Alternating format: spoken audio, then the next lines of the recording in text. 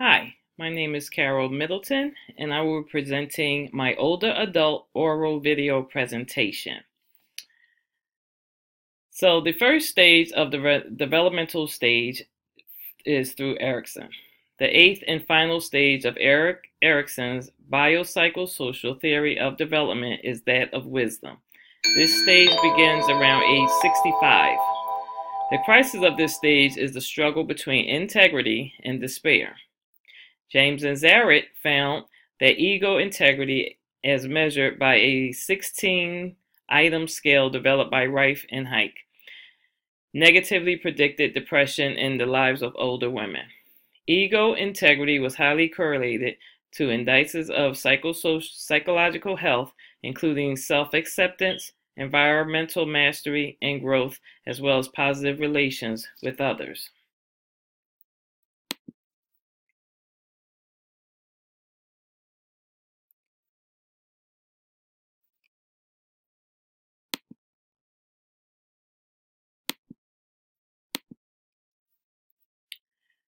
Okay, so I interviewed older woman, 67-year-old Maureen. She's a mother and of Irish descent. She spent most of her life in New York and is now living in Lancaster, Pennsylvania.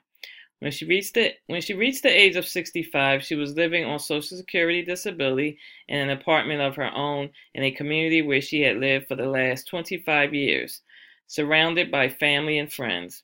Her mother, her dog, and two adult sons were living with her. She attended a church and had several close friends, including a gentleman she had been dating for several years. Within the span of 24 months, all of her friends died of chronic age and poverty-related health issues. Her sons moved out to start their own families, and both her dog and mother died. Maureen became homeless and was no longer able to get transportation to her church. In 2010, Maureen had given up her housing subsidy in order to move in her elderly mother, who had become bedridden and whose retirement income prohibited the subsidy. Upon her mother's death in April 2015, Maureen could no longer afford her apartment without her mother's contribution. Her oldest son was able to take her in briefly, but could only do so for 2 months, as he lived in his partner's one-bedroom apartment. Her younger son's girlfriend refused to allow Maureen to stay with them at all.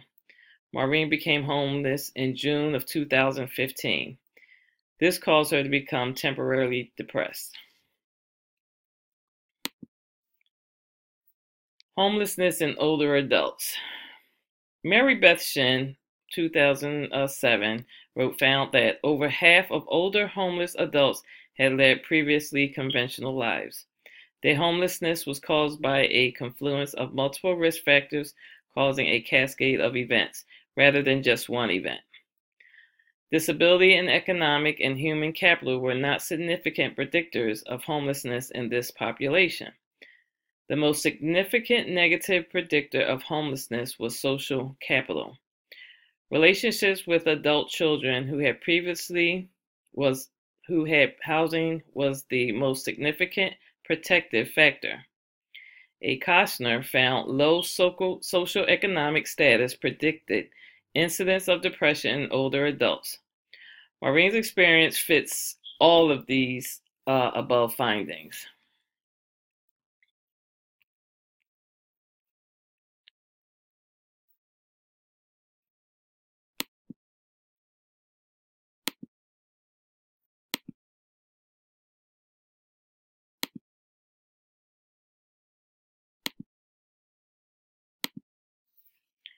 Accomplishments for Maureen.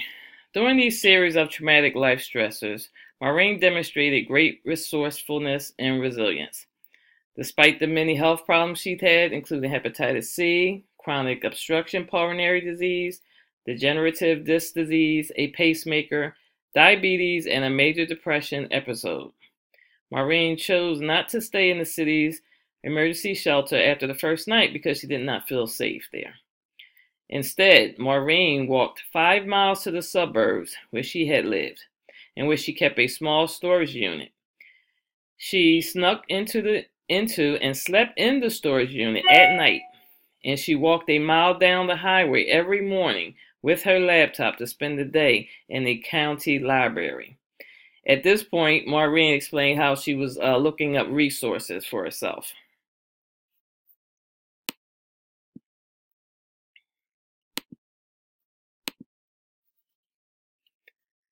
Accomplishments for Maureen has continued. She kept appointments with her doctor by walking several miles to his office using a cane. Maureen's Social Security disability income of $706 a month allowed her to save enough money over the summer to rent a room in a mobile home apartment. She now lives with her landlord's daughter, a woman in her 30s on the autism spectrum. Maureen assists her roommate in cleaning and lifestyles, which helps offset the cost of her rent. Maureen has a cat now whom she cherishes.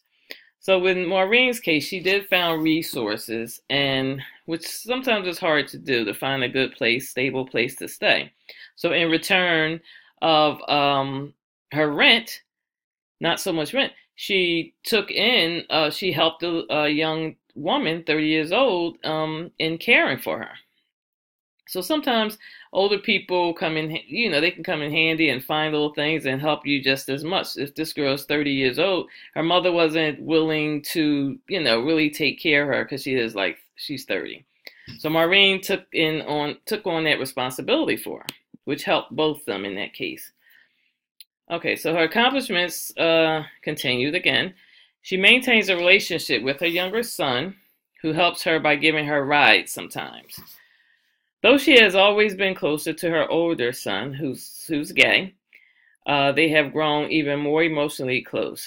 He visits her for a few days every month as she lives several hours away. Maureen has recently quit smoking and is pursuing dental work. She has only several teeth left. She is also pursuing a breast reduction to decrease her back pain. There were important self-care goals she felt she did not have time to pursue when she was a full-time caregiver for her mother. So now Maureen has the time now to actually take care of herself. Even at 67, you still have a life, you still have time, So Maureen felt that she can do this now, which is great.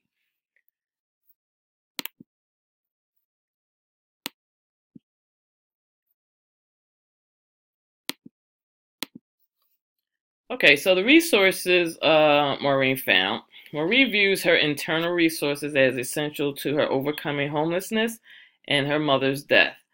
So Maureen just didn't sit still and started feeling sorry for herself. She got up and really did something about, her lifestyle and which direction she wanted to go. She just didn't want to just sit there and pity herself. She attributes her resilience to her faith in God. She was religious as a reborn Christian. Her tenacity, endurance, and sense of humor are other internal resources that played a pivotal role in her accomplishments during this stage. So all these were huge accomplishments for Maureen. We have some people that give up. Maureen refused to give up. She felt the need to move forward, get it together, and in return, she had someone to help her, and she was out, to help others. Her external resources, it included her eldest son and his partner who assisted her financially, emotionally, and with temporary housing. Her youngest son, who often bought her lunch and gave her rides, and her Social Security disability income.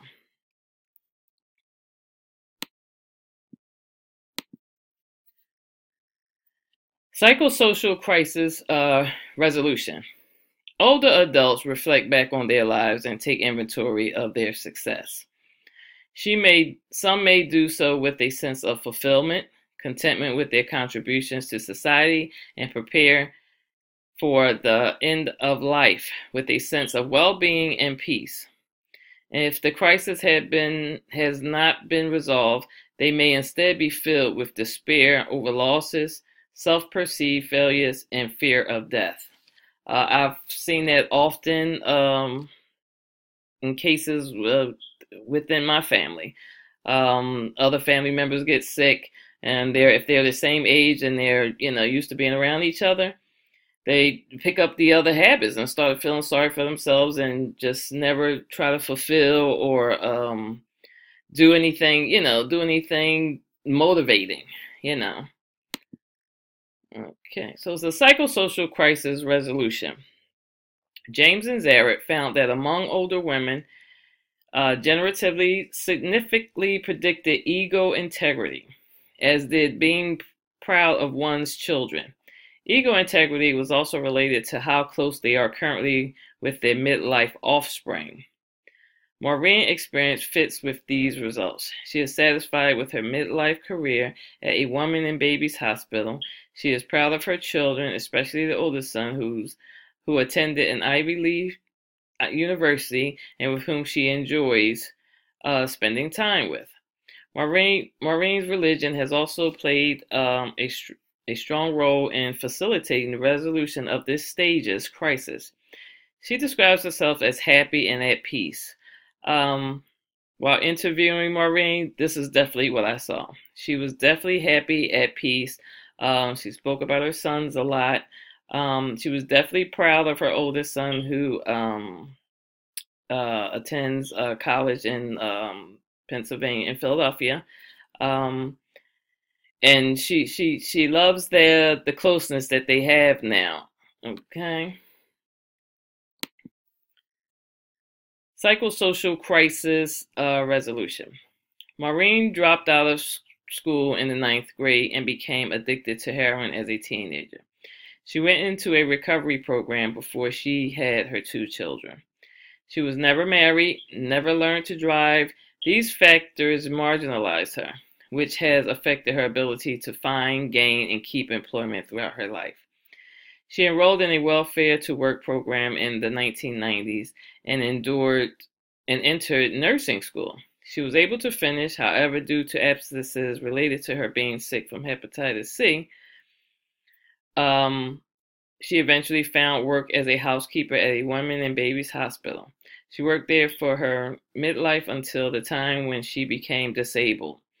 Though she never got to become a nurse, she took pride in the work she did, which she found to be meaningful.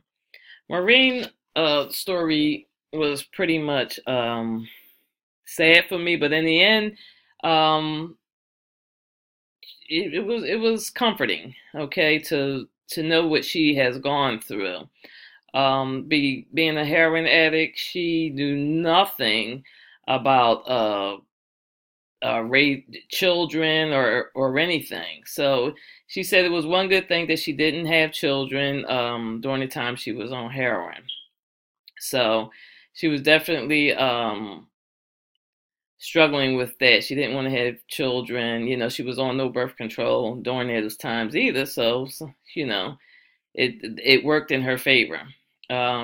With her, she never married and never learned to drive. So now her sons pick her up, take her out, and they do a lot with her. The time I was interviewing her, she had multiple calls from them. So I see that they are kind of close knit now as a family.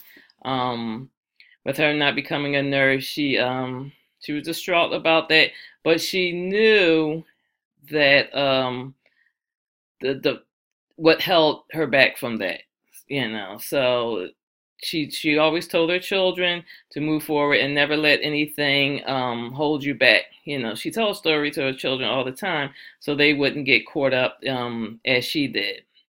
Not fulfilling their life dreams. She said she enjoyed working as a housekeeper for women at the Women's and Babies Hospital. She was happy just doing that, although she couldn't become a nurse, but it was still some relation into what she wanted to pursue in life. Okay. The multi-system lens. Throughout Maureen's life, interactions between family subsystems and social policies in the ecosystem has produced outcomes that either helped or hindered her aspirations and opportunities. We just spoke about that. The father of her first child abandoned her when she was pregnant due to incomprehensive child support policies in 1980. Authorities were unable to pursue him because he lived in a different county. Maureen's mother took her in with her first child, and